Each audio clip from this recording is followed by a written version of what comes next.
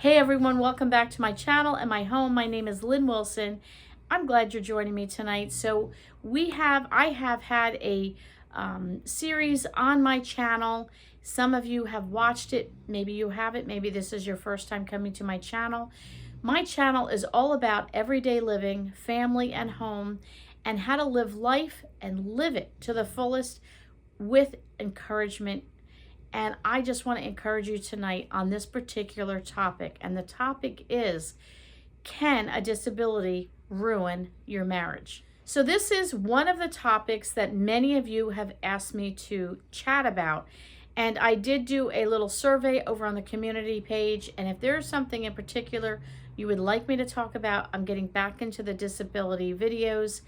Please feel free to either leave a comment below or leave a comment on the community page, or you can even just go ahead and email me.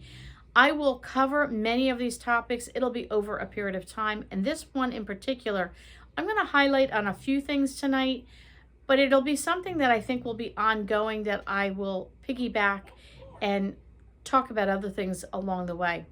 So can a disability ruin your marriage? 100%. It can ruin your marriage, and it can actually and ultimately destroy your marriage if you let it.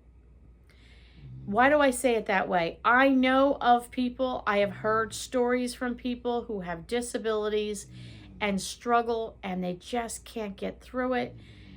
Whether it's the person with a disability can't cope with being married and the marriage and the feeling of they don't meet the mark of whatever, society tells them as a partner that they should be meeting, or it's the spouse of the person with the disability who is frustrated and angry and confused and everything that goes into it.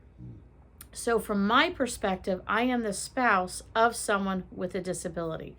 So if you don't know our family, I work full-time outside the home, as well as I try and run a YouTube business as a side job to help supplement the income.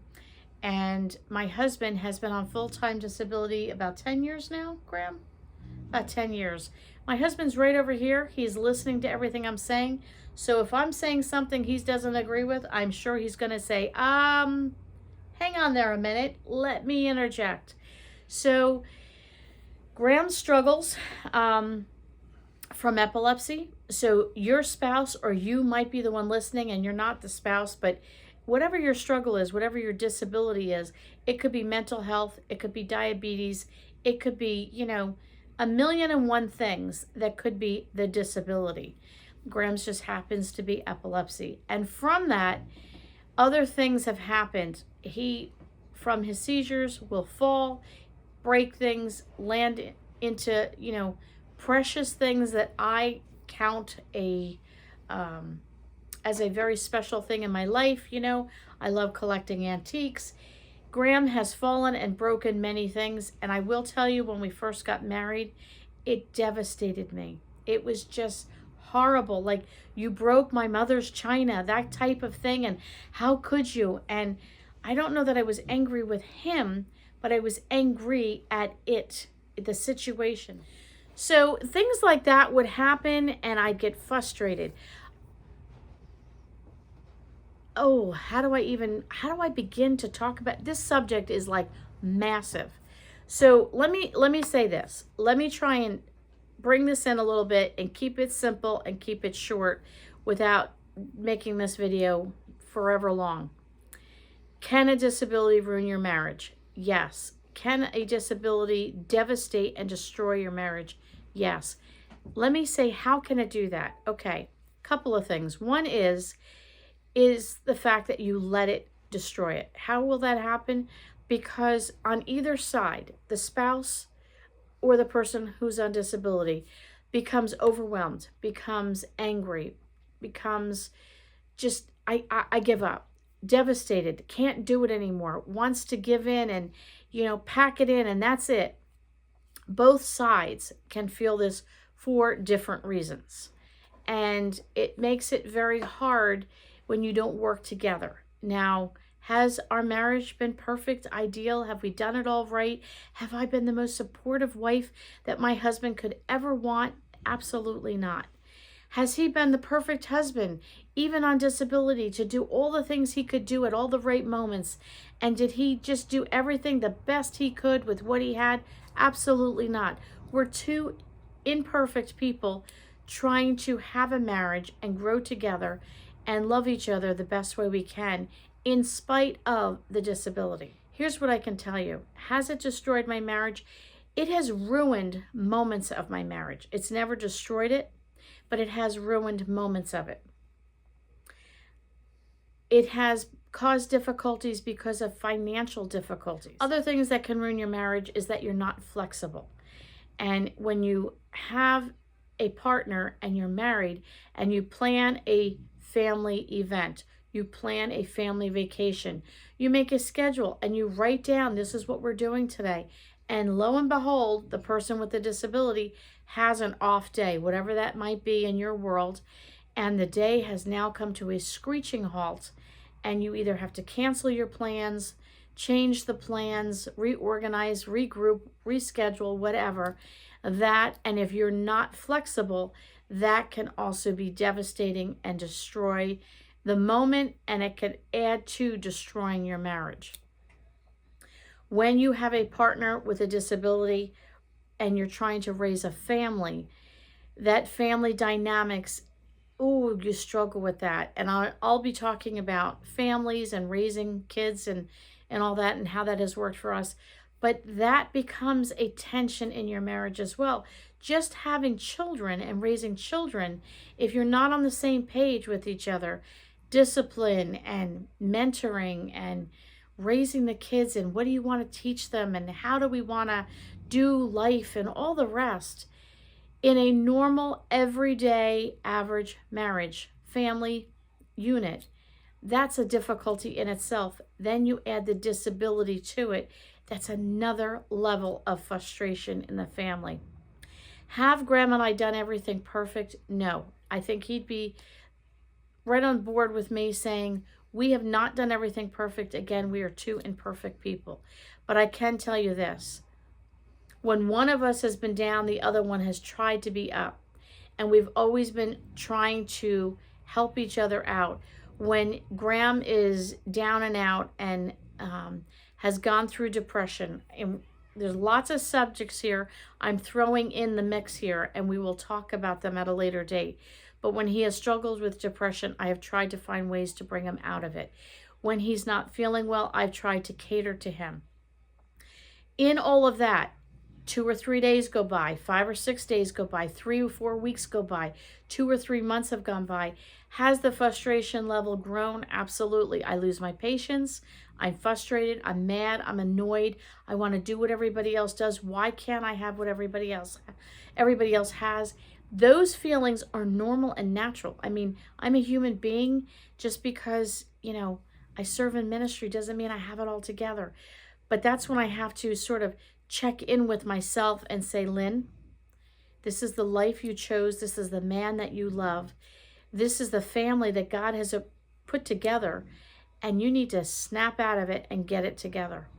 And there have been many times that me, myself, and I have had to have a conversation with ourselves and said, okay, what's going to happen? What changes need to be made?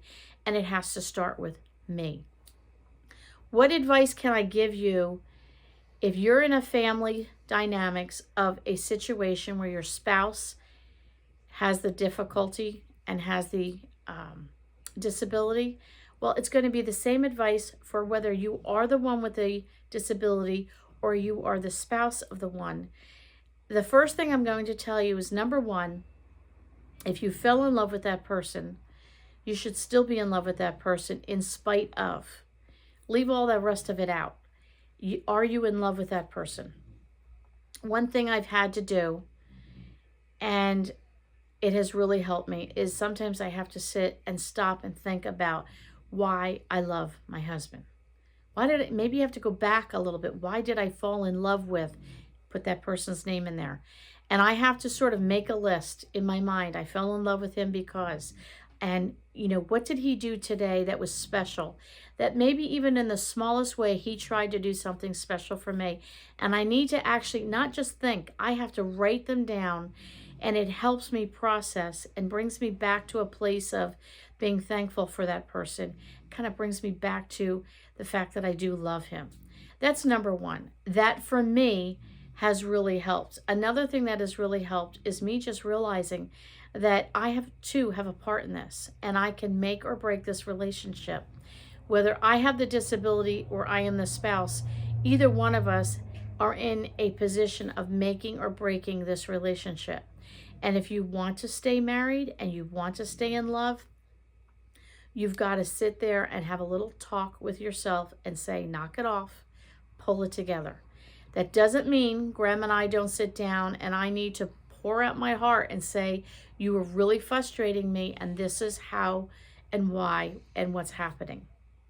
On the same side, he might come back and say, well, you're frustrating me because, which I tend to do, I smother him, I mother him, I might overdo trying to take care of him.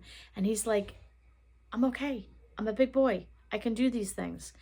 Because I have to always look out for him, I sometimes maybe go overboard and he's feeling like he's suffocating because he feels he's suffocating. He's getting angry. He's getting frustrated. He might even be getting bitter. He might be angry with himself and angry at the situation. And then I suffocate him and it's just a volcano erupting. Again, go back to why did we fall in love with each other?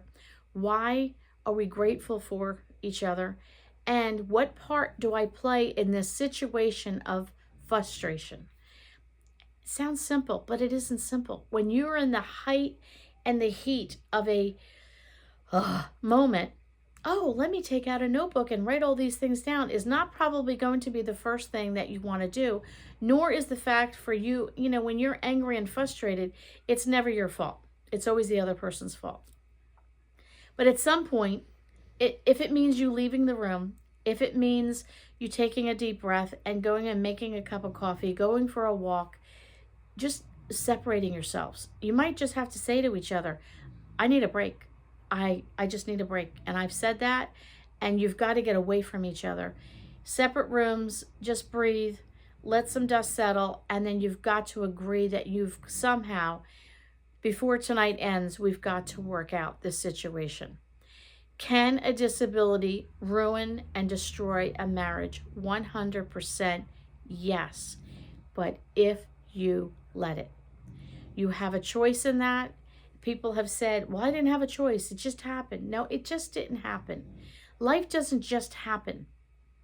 We have a part in that. So I really want to leave you with the encouragement to say, we have been through it. We're married 35 years. It'll be 36 years in June. Would I go back and change things? No. And I say that even with all the difficulties that we have had. This is one of the things I've told my kids, and I will end with this. Our family would not be the family we are. The Wilsons would not be who we are without epilepsy as part of the personality of our family. My name is Lynn, and I have this personality. My husband is Graham, and he has that personality. I have a son, Graham, I have a daughter, Heather, and I have a son, Gavin, and they all have a personality. I might not have a physical disability like epilepsy like my husband, but I can tell you this, I have a lot of quirks. I have a lot of uniquenesses about my personality. You take my uniquenesses and my quirks, and you take my husband's with his disability, and you take my son with his disability and my other two kids and their quirks and their uniquenesses, and you add all that in a big ball of things, and what do you come up with? The Wilson family. We would not be who we are. My husband's personality would not be what it is without epilepsy. That has molded and actually shaped him to be the man he is today. And I have to tell you, I'm in love with him. Almost 36 years later, I'm in love with him.